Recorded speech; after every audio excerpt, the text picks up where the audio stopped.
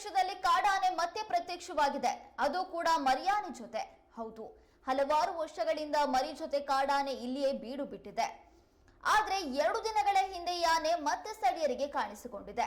ಸ್ಥಳೀಯರು ಆನೆಯ ದೃಶ್ಯವನ್ನ ಸೆರೆ ಹಿಡಿದಿದ್ದಾರೆ. ಮರಿ ಆನೆ ಕೂಡ ಅಮ್ಮನ ಜೊತೆ ಆಟವಾಡಿಕೊಂಡು ಹಿಂದೆ ಮುಂದೆ ಸುತ್ತುತ್ತಾ ಇರುವಂತಹ ದೃಶ್ಯ ಸೆರೆಯಾಗಿದೆ.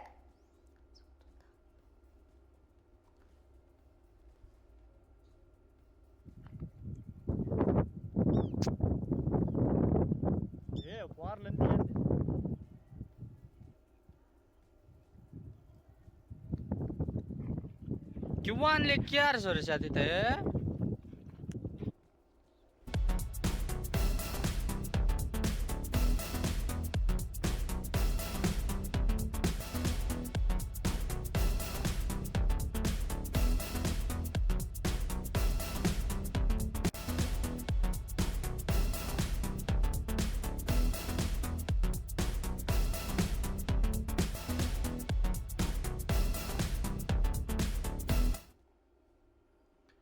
ಭದ್ರಾ ಹಿನ್ನೀರಿನಲ್ಲಿ ಆಗಾಗ ಕಾಡಾನೆಯೊಂದು ಕಾಣಿಸ್ಕೊಳ್ತಾನೆ ಇದೆ. ಅದು ಕೂಡ ಮರಿ ಜೊತೆ ಅನ್ನುವಂಥದ್ದು ವಿಶೇಷ.